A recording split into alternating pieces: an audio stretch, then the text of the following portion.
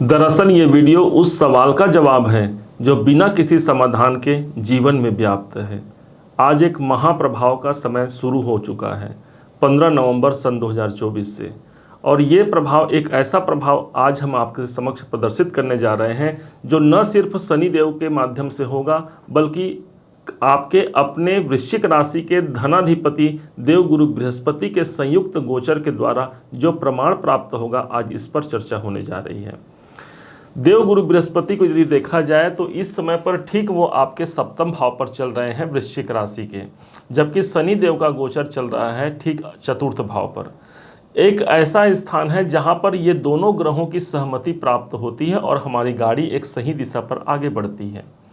आप ऐसा जानिए कि हमारे जीवन की गाड़ी को दो ग्रह रूल कर रहे हैं, एक तो शनि और एक तो देवगुरु बृहस्पति, जो कि लंबे अवधि तक चलते हैं, अर्थात इनका गोचर सबसे अधिक महत्वपूर्ण होता है। एक ग्रह जाना चाहता है दक्षिण दिशा की ओर तो एक ग्रह जाना चाहता है उत्तर दिशा की ओर। क्या होगा इस कंडीशन पे? हमारी गाड़ी एक सही दिशा पर निर्धारित नहीं हो पाएगी, हम अपने मंजिल तक नहीं पहुंच पाएंगे, फलस्वरूप रुकावट और परेशानी। लेकिन आज एक ऐसा समय है जहां पर दोनों ही ग्रहों का समर्थन मिल गया, अर्थात दोनों ही ड्राइवरों ने ये डिसाइड किया है कि हमें किस दिशा पर आगे बढ़ना है और क्या कार्य आगे बना करके रखना है। देवगुरु बृहस्पति के पास 3 दृष्टियां हैं, शनि के पास भी 3 दृष्टियां हैं, परंतु एक घर ऐसा है जहां पर दोनों की सहमति है और वो स्थान होगा छठा घर, क्योंकि यहाँ पर शनि की तीसरी दृष्टि आ रही है और देवगुरु बृहस्पति के माध्यम से अभी वक्री होने के कारण एक घर पीछे का ये प्रमाण दे रहे हैं। तो वहीं पर देवगुरु बृहस्पति की 7वीं दृष्टि वृश्चिक राशि पर पड़ रही है और साथ ही साथ शनि की भी 10वीं दृष्टि वृश्चिक राशि पर पड़ रही है। ये दो घर एक ऐसे घर होंगे जिनका प्रभाव हमको सबसे ज़्यादा सर्वाधिक अवस्था से हमको प्राप्त होगा। प्रथम भाव यहाँ पर जागृत हुआ है, इसका तात्पर्य हो गया आपके अंदर वो जागृति आ गई जहां पर भाग्य का सपोर्ट देवगुरु बृहस्पति के रूप में मिल गया, इनकी 7वीं दृष्टि के रूप में, और वहीं पर शनि का सपोर्ट भी हमें मिल गया। इसी को कहते हैं धर्म और कर्म की युति का होना, अर्थात हमने तो अपना कर्म किया है, साथ में मेरे धर्म अर्थात मेरे ईश्वर की कृपा मुझे प्राप्त हो जाती है।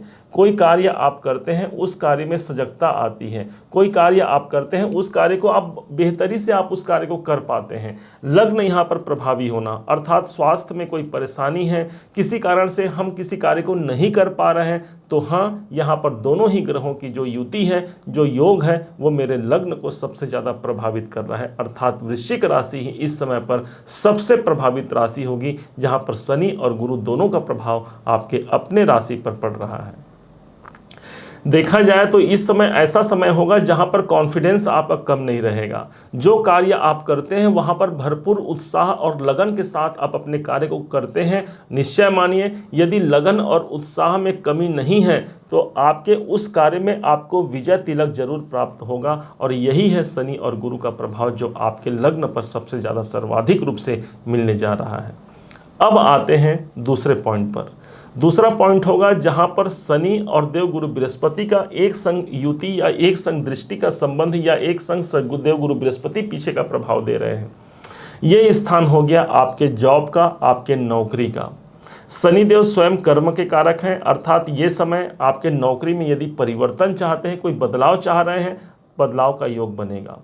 अन्यथा आप चाह रहे हैं कि मैं उसी नौकरी पर रहूं, मुझे कुछ उम्मीदी बढ़ जाए, मुझे कोई इंक्रीमेंट बहुत दिनों से नहीं हुआ है, तो हो सकता है इन 4 महीने में, क्योंकि 29 मार्च 25 तक शनि का यह प्रभाव रहेगा और 4 फरवरी तक देवगुरु बृहस्पति वक्री चल रहे हैं, तो इन जो बीच के दिन होंगे इसमें सबसे ज़्यादा योग होगा कि आपके मनोनुकूल आपको जॉब तक आप पहुँच पाते हैं।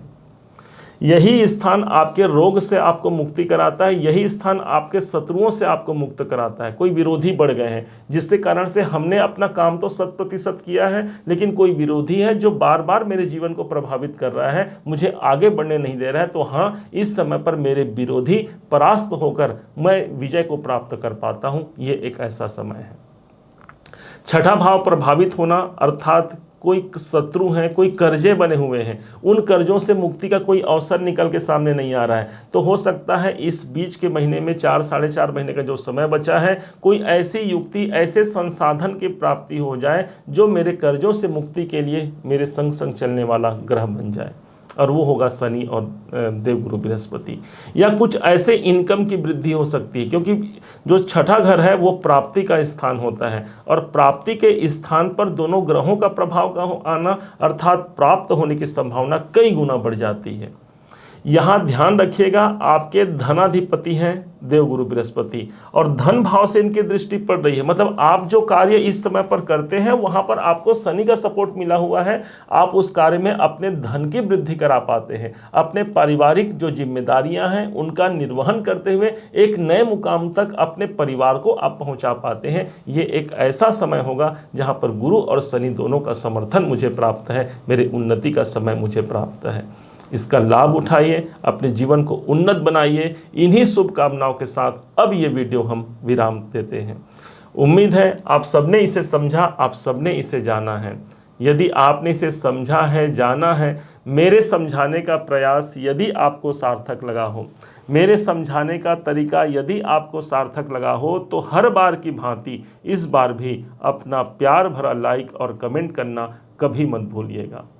और हाँ, यदि अभी तक आपने चैनल को सब्सक्राइब नहीं किया है, सब्सक्राइब जरूर कीजिएगा। पुनः एक बार फिर आप सभी का दिवस बहुत मंगलमय हो, इन्हीं शुभकामनाओं के साथ। जय श्री राम।